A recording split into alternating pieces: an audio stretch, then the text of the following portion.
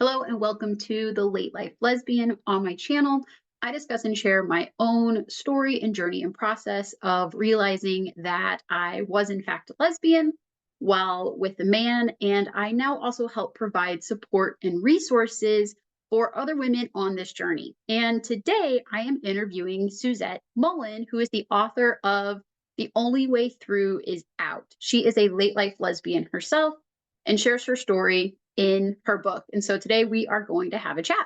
Let me go ahead and let her in here. Hi there. Hello. How are you? I'm good. How are you doing?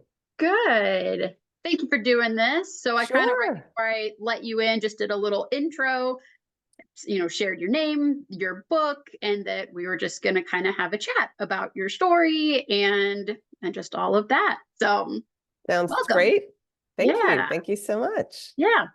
Um, so I mean, just to kind of get started, like I said, do you want to share kind of just about your story? Like I said, I introduced that you went through this journey later in life, married to a man, had kids, the whole thing, all the feelings. And Sure. yeah, just Yeah. because I work with women who are going through this, and the more stories that they can hear about other women who have successfully made it through, I know the better. And definitely, recommending your book for women to check out, because I think that that'll be a great story they can relate to as well. Yeah, absolutely. So I sort of say this a little tongue in cheek, but the very short Cliff Notes version of the story is in 2017. I left a 30-year marriage. I came out and I moved to a city where I knew exactly one person.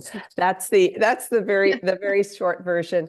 And then the long version, I just happen to have my book here, Perfect. is inside the corners of this story, of this book.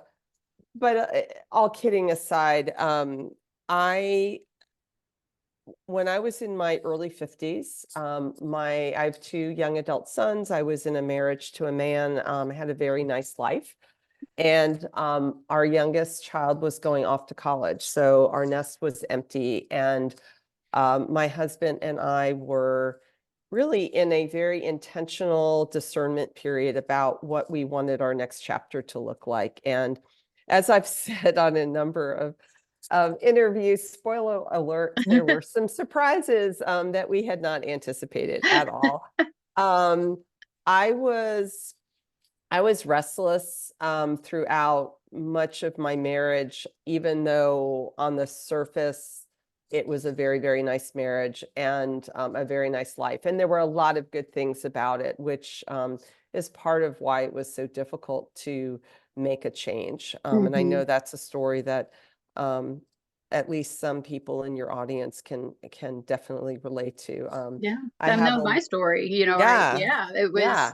We on the outside, I mean, we looked really happy, and I thought we were really happy, and there was just so much more going on, and the restlessness, like you said, and just over time, that what ended up happening. So yeah, a lot of women I talk to can relate to that. But Yeah, I mean, I think I know I have a line in the book, and I've heard many other women say something similar. Are we allowed to curse on this? I On don't this? care. Okay, okay. I mean, it's not a really bad curse word, but I have a line in here, and I know I've heard a number of other women say something similar. It would have been so much easier if he was an asshole, you know? I No. mean, Hmm.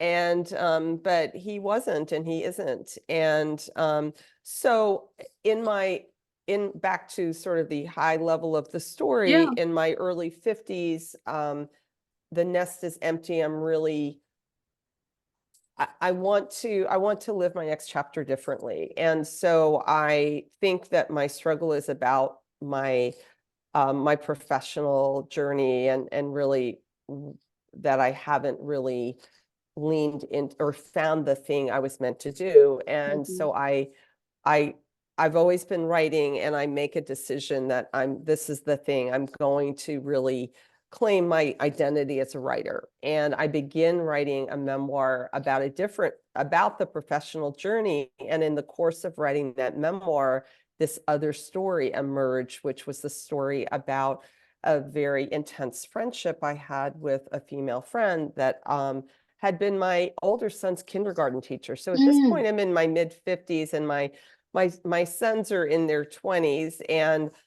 so this friendship had been going on for, at that point in the story, about 17 years, and mhm, it had been a very confusing friendship. We had never, crossed a line physically or sexually, but believe me, there are a lot of lines that have been crossed in my mind, in my head.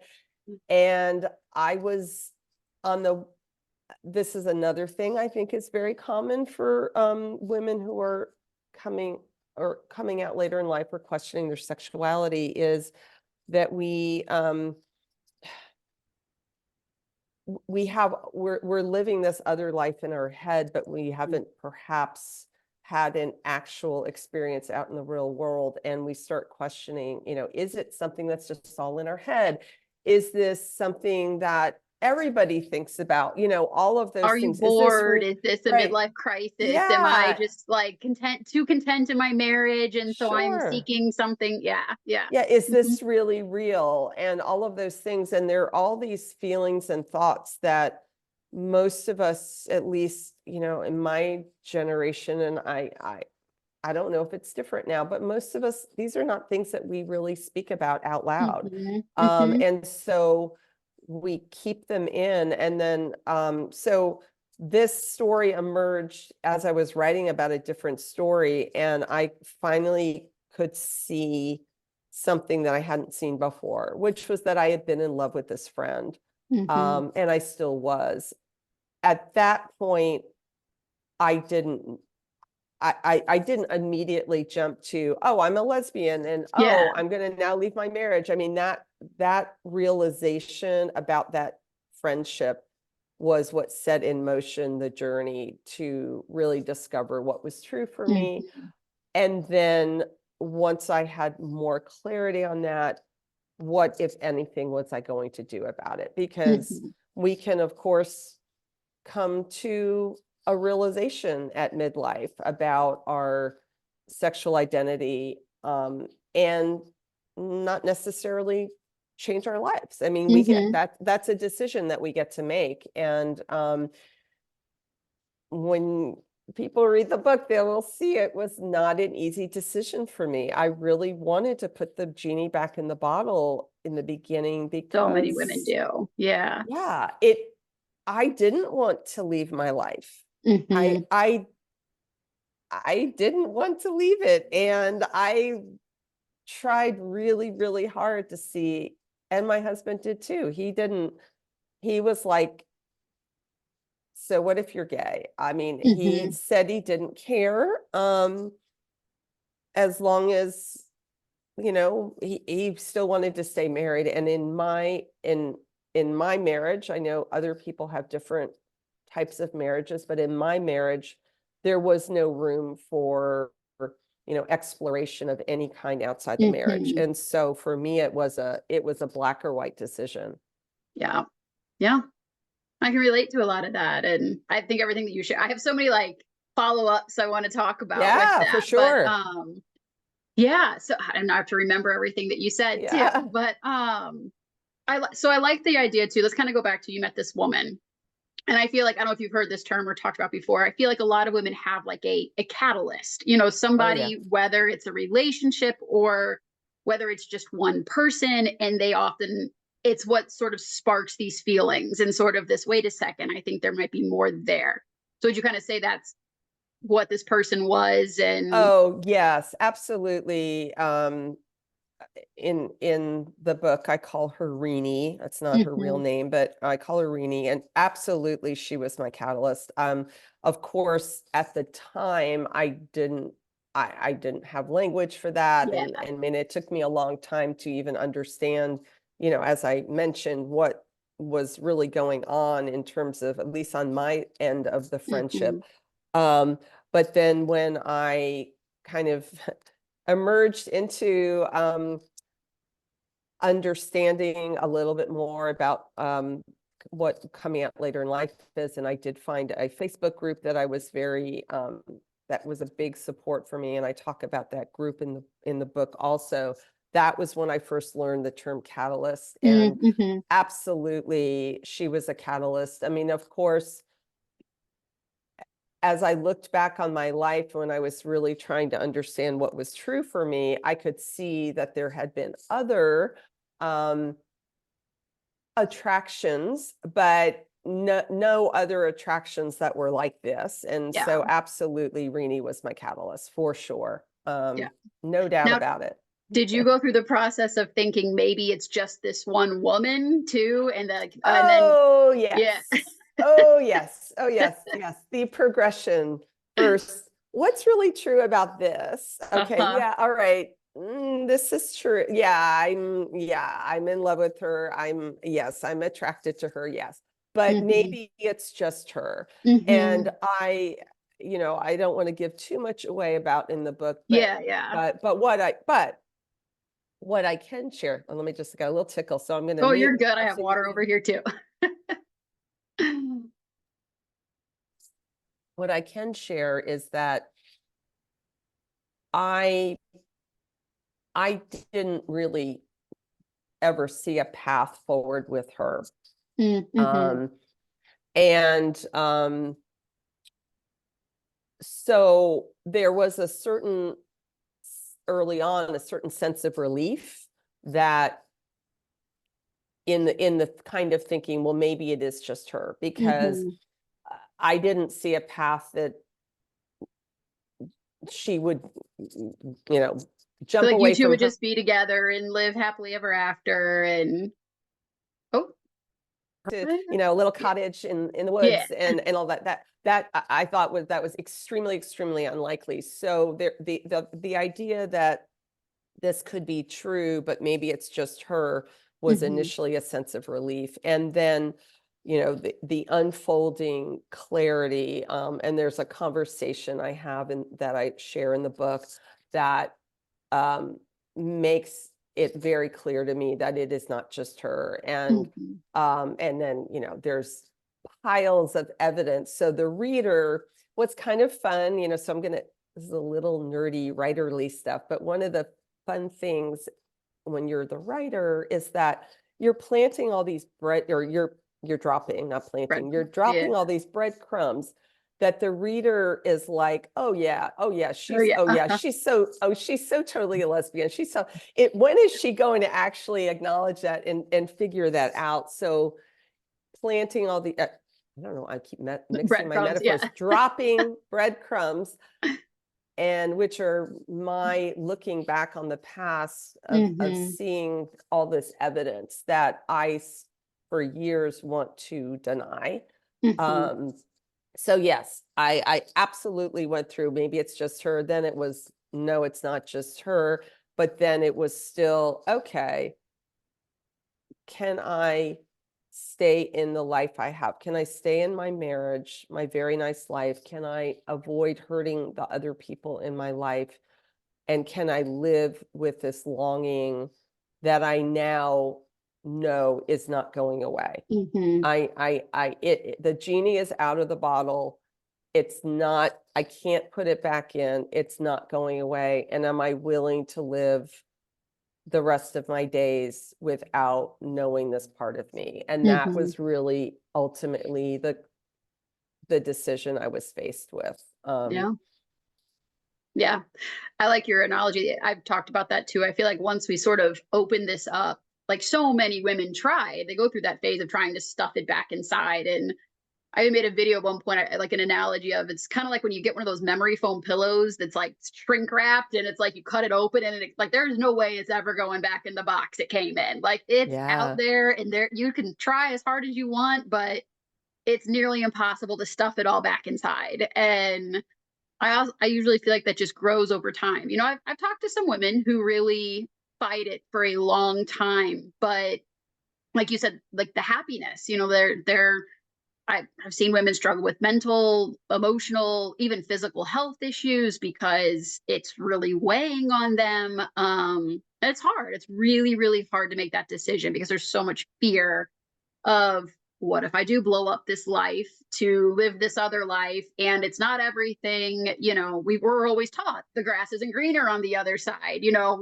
how do we know this is going to be better? How do we know that's what's going to make Right. us feel fulfilled? And it's a huge risk to leave something that we know that's comfortable and safe and secure Mm. to go into a completely unknown. So, No, absolutely. And I think that's what makes these stories that we have more universal than beyond the particular context of coming out later in life. I mean, mhm, because really what it is at the end of the day, it is about taking risks. It is about stepping into, leaving the known. I mean, we this is part of the human condition, right? mhm, We stay in situations that are less than comfortable. ideal Yeah. because they're Mhm. comfortable.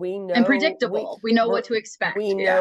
know what they are, and we know how to operate in that Mhm, world. And even when we know that there's things in that world that are not ideal for us, we don't know what it's like on the other side. And that, I mean, that was a huge, huge fear for me. mhm.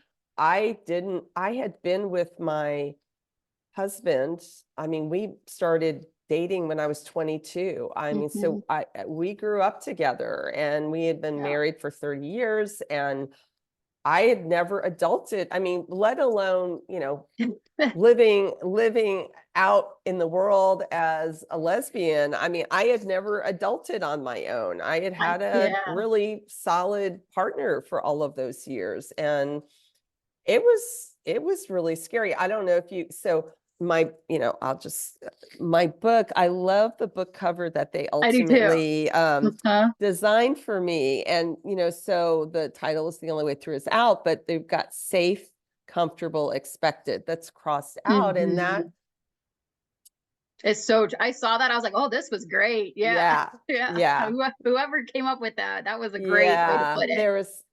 I was very, very happy with that design because it Mhm. really that is the story and that's the journey. And I think that I know I know that your audience is women who are questioning or coming out later in life. Mhm. And obviously my story is very, very relatable to them Uh-huh. because that's the context of my story. But I'm also finding that it's really connecting with a much broader audience because it is tapping into all of these more universal things, not only the fear of leaving the known for the unknown, Mhm. but also, do we have the right to go after our own desires and our Mhm. I and think that that's a huge thing. So many people, and I think yes, I've read this about you too, they feel selfish. We've been conditioned to feel selfish and to feel guilty if we say that this isn't right for me, but this is. And I mean, and that's huge. That's just life in general. And I even have friends that have gone through, heterosexual divorces, and they've gone through so many of the same emotions, sure, thinking, this, I know this marriage isn't right for me, but am I being selfish? Am I being inconsiderate? Am I a bad person because, I'm not sticking through it and working through the tough times, and right. all these things that we've been taught and conditioned to do. And yeah, I think that this story is like speaks to so many other aspects of life that people struggle with, and that's hard. It's really hard. And I think also this is part of the reason that there's a lot of pushback in many cases from other people, society in general, but also maybe other people in our lives who maybe aren't dealing with, sexual identity issues. Hmm. But when we step out of the expected, the safe, and the comfortable and choose something different, it's very threatening to other Hmm. people because they're subconsciously, I believe, they're examining their own lives and Hmm. they maybe haven't found the courage to leave something that is less than ideal for them. And Yeah. so that when somebody else makes a different choice, it feels it triggers something in people. Mhm. It really Mhm. does. Yeah. Now I'll ask you, because a lot of women that I work with and talk to went through this, having like conservative religious upbringings, and being raised that being gay is wrong, and that's not how it's supposed to be, and that we're supposed, kind of said, societal norms, we're supposed to live these lives of, you get married and you have kids and you buy the nice house with the white picket fence, and you just, like, you check all the boxes. Sure. But kind of what we're talking about, then when you go against that and you're like, no, actually, like the checklist isn't the checklist for me, it creates a lot of, conflict. And I think sometimes other people, that's when you get other people questioning you and going, are you sure you're not just unhappy? Are you sure you're not just restless? Are you sure you're not just having a midlife crisis? So yeah, I don't know. I mean, did you have that kind of same upbringing? And Yeah. So, yeah, that's a great question because I'll, that is the story of a lot of people in the LGBTQ plus Mhm. community. I also am a book coach, so I work Yeah. with LGBTQ plus memoir and nonfiction writers, and a number of the writers that I work with are coming out of conservative, evangelical, Mhm. trauma and families that have disowned them and all that. So absolutely, I understand that story. That isn't my story. Okay. However, I grew up in a sort of a nominal Catholic family, but we were not religious at all. And I would say my general family view and the people I hung out with where it's pretty progressive and Okay. inclusive. However, what I would say is that, and some of this is generational and it's a time. So I'm now six. I just turned. God, how old am I now? God, I think I just turned 63. Yes. It's like it's horrifying to even think of that. No, I'm just kidding. I think it's great. It only gets better. That's one of my messages. But so I was in high school in the 1970s, and I was in a small high school in the Northeast, a suburb of New York, and literally there was not a single person in my high school who was out. Yeah. I am sure there were plenty of gay people there, and I know there were gay teachers, but there was not a single person out. And so, we were using all the slurs, Mhm. that I think, some kids and some people still use today, but it was just, so there was this undercurrent of that, if you were, of course, we didn't even use LGBTQ plus then, Yeah. but if you were not straight, if you were queer, if you were that was, you were other, there was something weird or wrong or anything about you. Mhm. So I do think some of that was absolutely internalized for me, Yeah. and not having any role models at the time as I was growing up, other than, the sort of stereotypes that you would see in the Mhm. media, and they were all very negative. That absolutely impacted me. So I didn't have the religious trauma or upbringing, and yet there was still there for me, it was a much more sort of under the surface um undercurrent of that this is not normal. This is not, Not the way things are um, supposed to be, sure, the mhm. sure. And I think that's part of the reason for the longest time it wasn't even on my radar. I Yeah. mean, I know a lot of women that I know who are in the later in life community. Um, I mean, everyone has their own experience, but many women I know and myself, when you first have that realization, it feels like it's coming completely out of the blue. I mean, it's Mhm. just like, what? How, Yeah. this sort of lightning bolt. And yet, for me, and I think for many of us, when we look back, we see the signs along the way that Mhm. we, for many different reasons, chose to ignore or to deny or to Mhm. bury.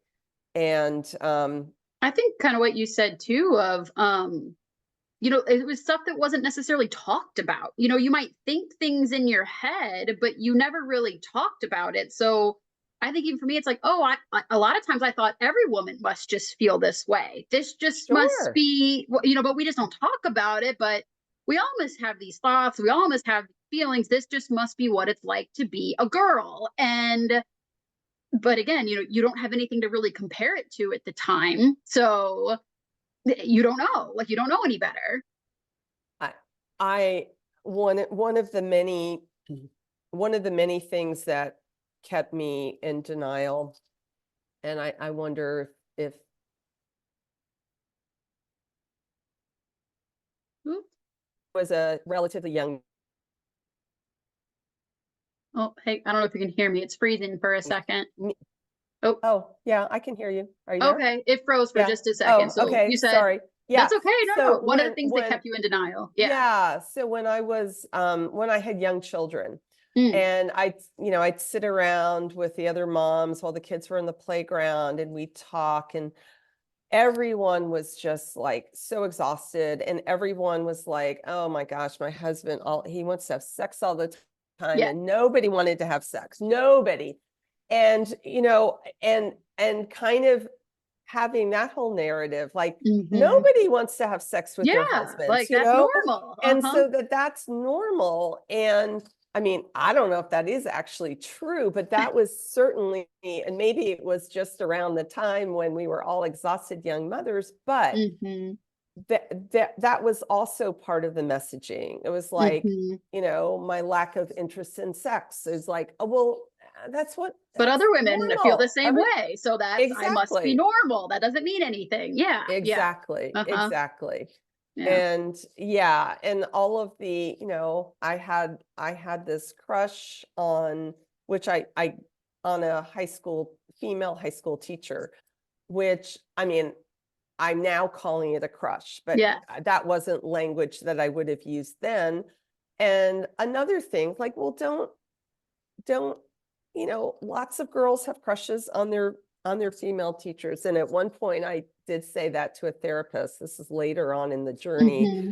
and she who actually was also a lesbian, and she sort of looked at me and smiled and said, yeah, a lot of women do, when they're, and a lot of them turn out to be lesbians.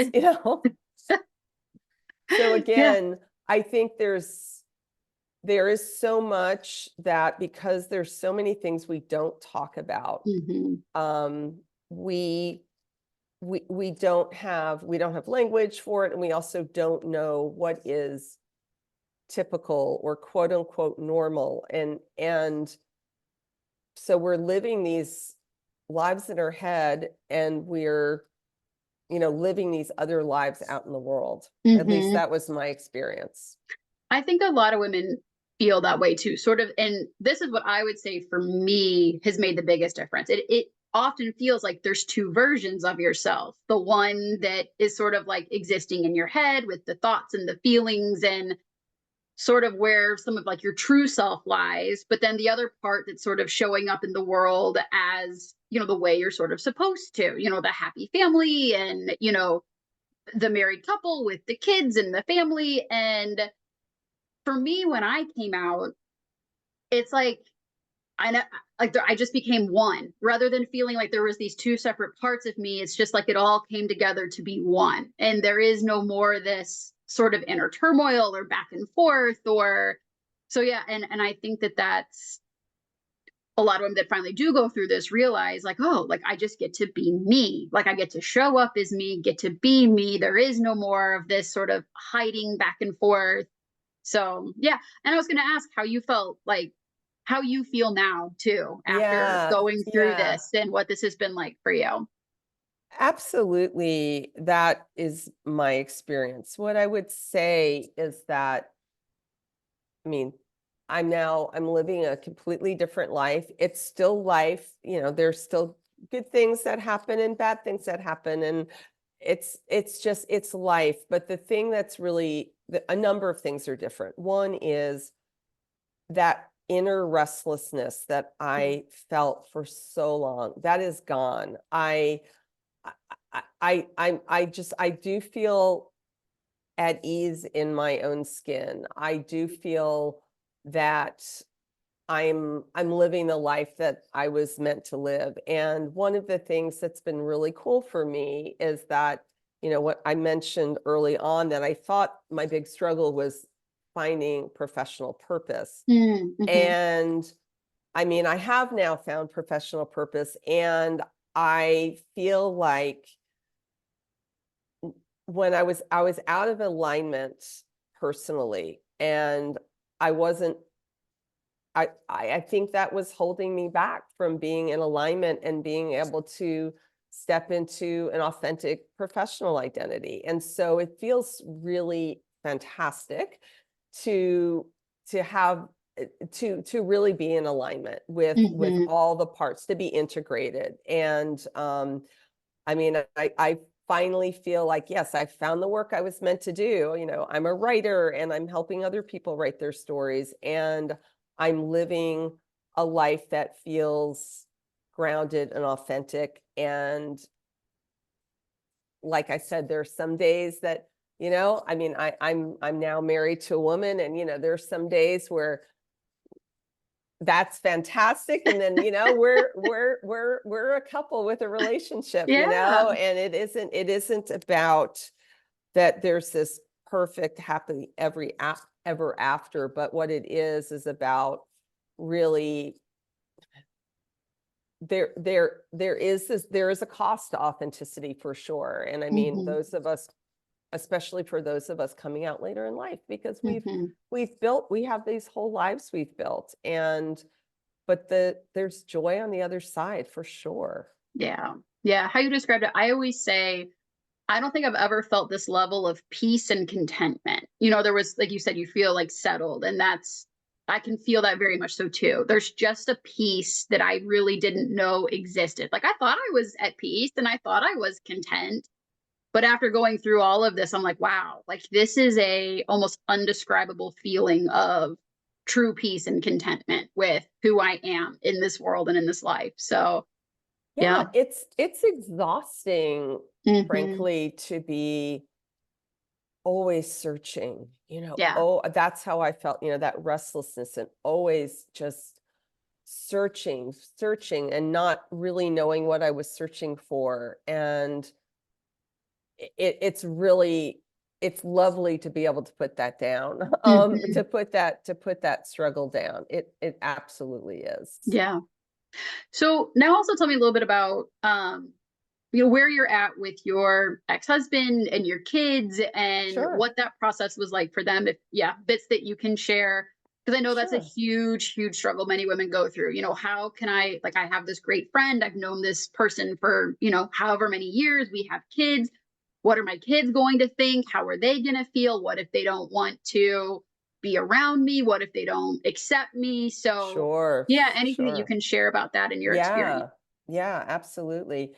Well, I share in quite a bit of detail in the book the coming out conversations with my kids in Okay. particular, because by the time um I came out to them, I had I didn't bring them along on the whole winding journey.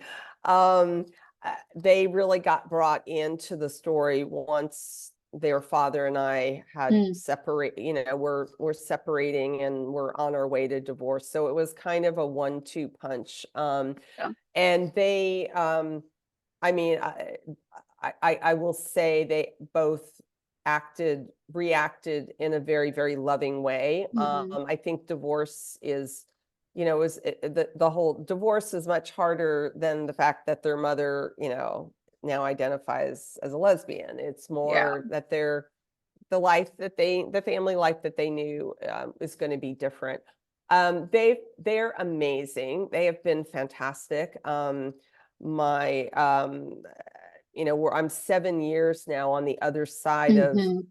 the events that I share in the book. So they're young adults with their own independent lives, and they've embraced my wife, and my ex-husband is now remarried. Oh, good. And he's, you know, he appears from all evidence to be happy and thriving in his new life.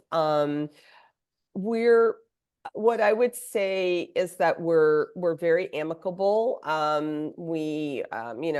He comes off pretty saint-like in my book, in my story, because he really was. I mean, that was my experience. He was very, very gracious. I mean, not that there weren't hard times and hard Yeah. conversations and all that, for sure there were, but in terms of his grace through the process, and that has continued. Hmm. I think I've had a fantasy that we would be closer friends, that we would be able to rebuild a different kind of relationship, but one that was very close. Hmm. Um, the jury's still out on that. I respect that he has needed to put boundaries up, because he's the one that was left, right? Hmm. And so I've done my best to respect those boundaries. We don't live in the same area anymore, Hmm. and so the majority of our connection is really our two children. Yeah. And we will occasionally hop on the phone to talk about something related to them, or something related to a mutual friend or something like that. But we don't, we're not hanging out together. We Hmm. haven't yet, spent a holiday together. I could imagine that could possibly happen in the future if there's grandchildren along the way. But at this point, neither of my boys seem to be in any hurry to be reproducing or marrying anybody. So, for now. Yeah. So I would say that that's, there's been grief for me over that. Um, I certainly have not had a terrible, situation with my ex, and a lot of the issues that I know people go Hmm. through with younger children. Like, my children were both out of the house by the time we divorced, and so I wasn't dealing with custody and any of those Hmm. types of Yeah. things. But it it takes time, and I'm if this is as far as the the relationship goes, it's something that absolutely is good enough, you know? Yeah. Yeah. Yeah, That's good. yeah. I was gonna actually, something you said in the very, very beginning about, and your husband not being an asshole. um Yes, yes. so it's funny that you say that, because I've heard both sides of that. I've heard some women say, oh, like, I'm thankful that my husband's not a jerk and he's been understanding. But sometimes they're like, that makes it harder, because now they're like, he's being such this good man and he's, understanding. And am I crazy for walking away from this kind, loving, caring man? But then I've also heard from the women who are married to not so great men who don't take it well. And then they too are very scared, because they're like, but what if I leave and he makes my life miserable? And Oh, he, yeah. and so there's this fear on both sides for different reasons. So I do find that. Oh, yeah, absolutely. And, just to piggyback on something you just Hmm. said, the pushback I got, and I do share this in quite a bit of detail in the book, from a couple of close family members, um, when I was contemplating leaving my marriage, was much less about the fact that I was identifying as a different sexual identity, whether they believed it or not. I mean, I think there was some Hmm. question of that. I definitely got the midlife crisis, Yeah. conversation and all of that. But it was much more about, how could you possibly leave this great man? How could you Hmm. possibly leave this great life you have? and really basically saying like it's crazy to even contemplate doing that. Yeah. And then, of course, it's not like those aren't thoughts that are already in your own head, right? Yeah. And believe me, that's why the struggle and being in limbo I was basically, from the time I wrote those words that sort of set in motion this realization about this friendship with the female friend, and the time I made the decision to step into a different life. It was 18 months. And Okay. it was a long 18 months for me, Hmm. for my husband, it was a long time to be in limbo. Yeah. Yeah. It is. I mean, I've talked to women who have been years going through some of this too. It's Yeah, hard. That I always kind of call that messy middle. I feel like that is the hardest part of all of this. So absolutely. yeah. Absolutely. How was Yeah. it coming out to your family and share? Because like you kind of shared a little bit of that and how they, their reactions, but and now, like, I do feel like they're more accepting, or where are you at with that now? Yeah, so my sons have been fantastic from the very beginning. And my father had passed away before all Mm, of this happened. And of sorry. course, that's, thank you. But, and, I definitely had spent time imagining, like, how would he have been? He was a Mm, very loving, very nurturing, no. warm figure. And I think that it would have been hard, and I think he would have embraced me. I just have one sister, so it's my mother and my sister, really. And they were, in their own ways, they had initially a very hard time understanding. Um, more, again, it was less about the coming out. I mean, there were, my mother, there's a scene in the book where I am, you know sort of tiptoeing around coming out to her. And I'm still convinced, for at least for me and for most people, your mother's the hardest person to come out to. That, yeah, terrifying. Yeah. Yeah, horrible. I mean, there were so many times I thought, well, I can't possibly do this as long as she's still alive, all of those things that we think about. But my mother was like, I sort of tiptoed around it and talked about that I realized I'd been in love with this friend. And my mother was like, well, lots of women love their friends. I'm like, yeah, but this is not what that is. And Uh-huh. then my mother said, and I don't think I said anything about sex, but my mother said, well, lots of women don't like having sex with their husbands. Uh, And so there was a real, here's what I would say, and I think this is important for your audience, at least it was for me, mhm. is that I I initially, as I was going through this journey, I really didn't have a solid understanding of what sexual identity was. Mhm. And obviously, other people in my life didn't either. I really thought it was all about, who you want to have sex with. And Yeah. yes, that is absolutely part of it, but I didn't understand that was more about who I am in the world. Mhm. Um and the other important people in my life didn't understand that either. So it was kind of like, well, how important is sex? And like, can't you just live without that? And just, Yeah. all of Uh-huh. those things. And I mean, those were questions I asked myself too. And as I now am on the other side, and as I said, I'm 7 years since, I Mhm. left my first life.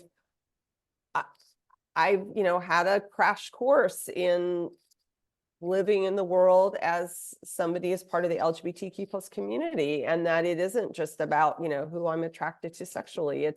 It's much more. So back to your question about how Yeah. family members, um, you know, they didn't understand that. I didn't really understand it either. I don't know if they understand it today fully, but Mhm. what I can say is my sister,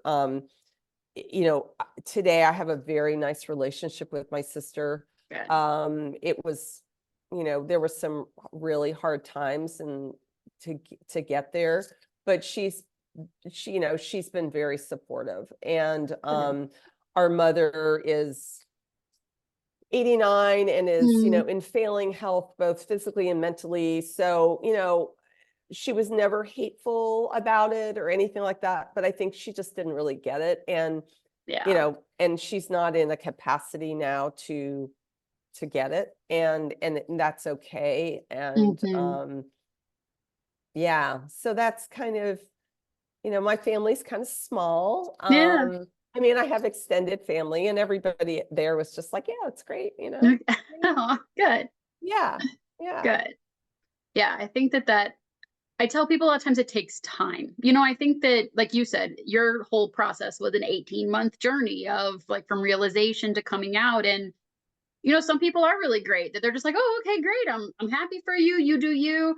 But I think other people, especially those that are really close to us, like our parents and our siblings, and, sometimes I think they need time to digest and to process some of that too. And like you said, I think some just generational wise too, just don't always fully understand it. But, I've been very lucky that even though I come from a religious and, conservative family, that they're like, well, we still love you. And again, it's like Hmm. they may not fully understand why I feel this way, who I am at this level, but they're like, but we love you. You're still you. You're still our daughter. You're still our granddaughter. You're still this. And so, and sometimes I'm like, I think that that's just like all some people are capable of. And I'm like, but I think that, like you said, is an okay thing because I think it's them doing their best too, to be loving, to be accepting. And I know that that's hard Yeah. for some people. They want people to really understand it all. But I'm like, yeah, I don't, it takes time. And sometimes I just think that it's something that people can't fully grasp, especially when you don't experience it. So, Yeah. I think I mean, this is, I think it's a really important conversation because I think mhm, that, of course, naturally, uh, we've, we've been internally wrestling, struggling, all of these things and all the fears. And mhm, so when we finally make the decision, when we finally say these words that feel incredibly hard and incredibly vulnerable, we just want people to embrace us. And that's natural. Of course we want mhm, that. And there will be people that will do that yep, in most cases. I mean, hopefully everybody has at least one person in their life who will do that. And having patience with the other people. And it can be really who aren't ready yeah, right away to do that. And when you're in the moment of it, it can feel super hurtful and really, really hard. And one of the things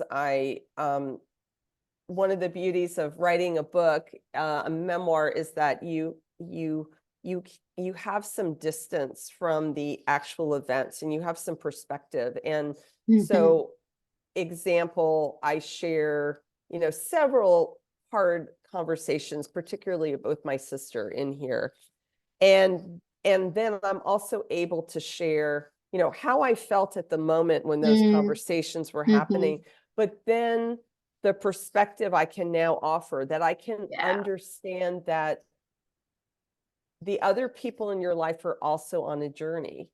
mhm, And and we get to, and here's the thing, we get to decide, right? We get to decide whether we have the patience and the desire and the love to keep these people in our lives as they're working through their own things. And I mean, mhm, in some cases, people may choose that they don't want to have those people in their lives. I mean, I share in the book.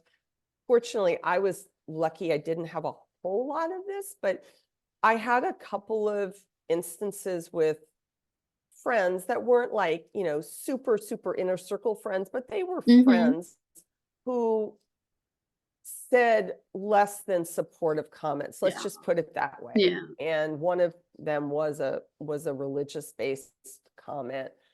And I just decided, with particularly with one of them, that I just didn't have room in my life for a person like Yeah. that anymore. And Yeah. we get to decide that. But obviously, the closer the people are, the more, Harder you that know, is. Yeah. yeah, Yeah. yeah. Hmm. Yeah. Couple more questions for you, but yeah, then we can kind of wrap up.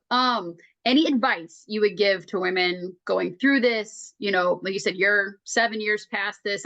This coming up like next couple months, I'm 6 years past this, you know, so I Okay. am like, Yeah.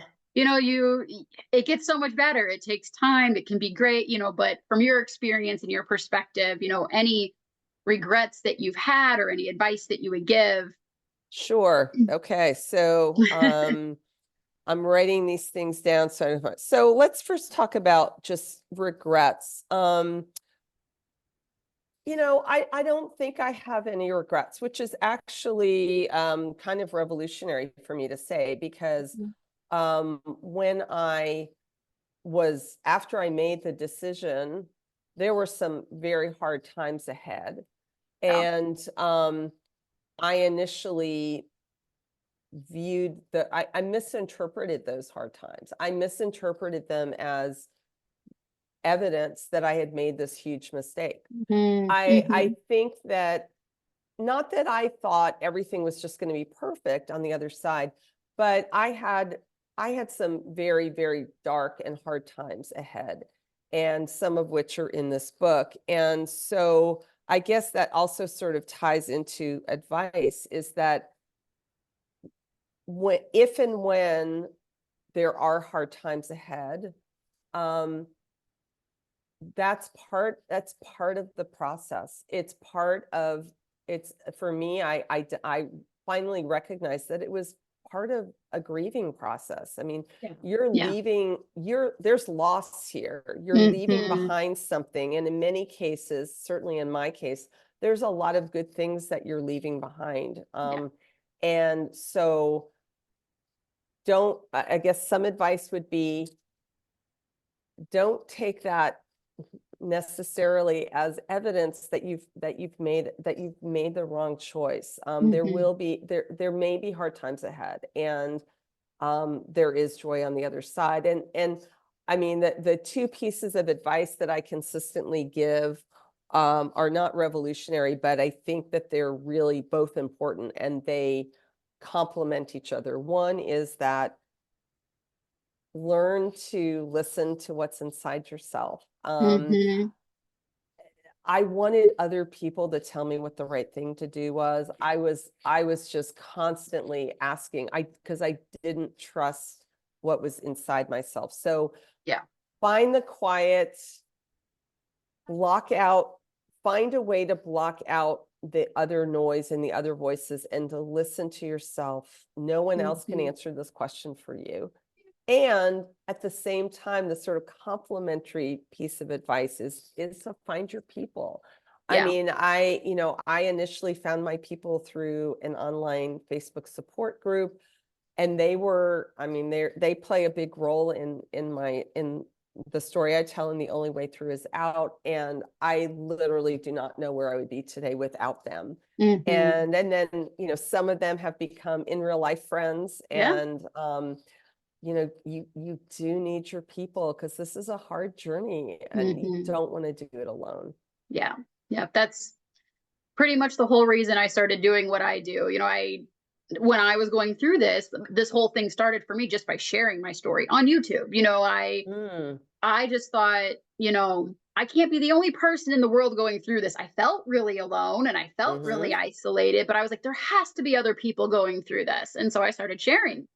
And that's when more women started kind of just coming to me. Oh my gosh, like I saw your video and I'm going through this too. And I thought I was so alone. So that kind of snowballed into now having an online community and a program for women to help work through all of this. And yeah, having that support and that connection with others is so helpful. You know, it helps you really feel like you're not alone, not crazy, validates your experience, you know, going through the grief. Like you said, there's so much grief in this. And I truly believe it's almost like experiencing a death. You know, like Oh, it's the death sure. of a life that you once lived and sort of a person that you were.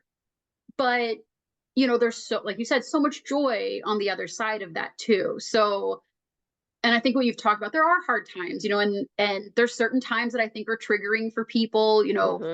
For me, my first holidays, Oh divorced and yeah. separated, very Oh triggering. yeah. Sure.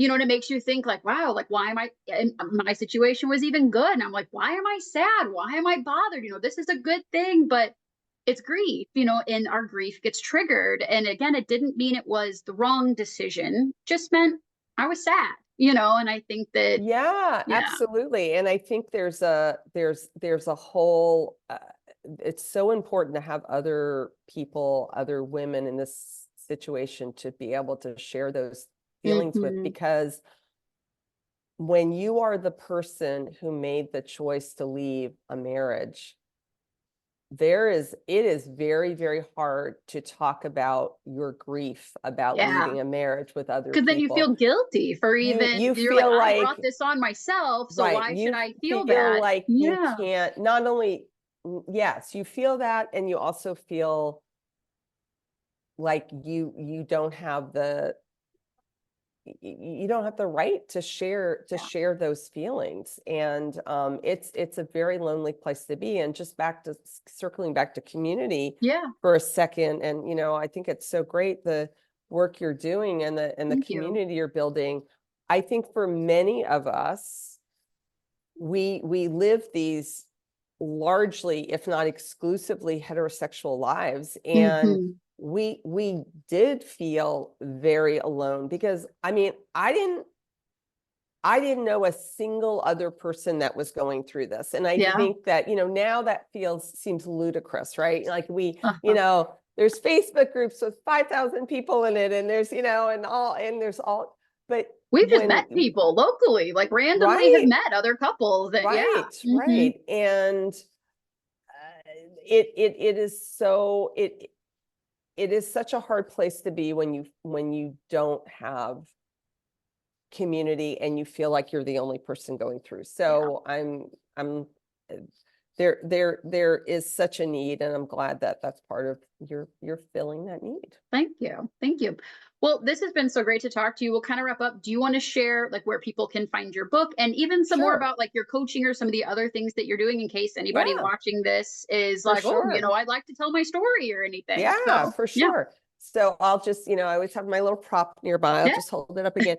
So the only way through is out. You can find it at all major retailers. I love to put a plug in for independent bookstores. So if you Mm, have an independent bookstore in your town, um, you can order the book through them, and they'll, and pick it up. And that's way we can keep those independent bookstores alive. But if you want to order on Amazon or Barnes and yeah. Noble, I am not going to stop you. It is available everywhere. And I'm also really asking people, if they read the book and they like it, to rate and review it on Amazon and Goodreads, because whether you bought it there or not, that just really helps authors like me. And you can find out more about the book and also my book coaching services. I have a community for a mentorship program for LGBTQ plus memoir writers called Write Yourself Out. And you can find out all about me and the book and the community and my book coaching at yourstoryfinder.com, which is my website. And just the way it sounds, yourstoryfinder.com. I'm also active on Instagram, and that handle is a little different. It's the letters Story Finder, because somebody else Aw. beat me to that. But I love engaging and connecting with people on Instagram. And also, so if anyone is interested in learning more about working with a book coach, or being part of an LGBTQ plus writing community, they can find out all about that on my website. I can I'll get those links in, because I'm gonna put this Perfect. on YouTube, and I'll put those in the description below too. So Perfect. That's great. I appreciate yeah. that. That's awesome. Yeah. Thank Well, thank you you. so much for doing this. It was great to talk to you and hear your story. And I know anything like this I can do is helpful to women who are working through this. So I appreciate Thank it. you. Thank you, Emily. I enjoyed getting the chance to speak with you. You're welcome. All right. Have a good day. All right. Great. Bye. Bye.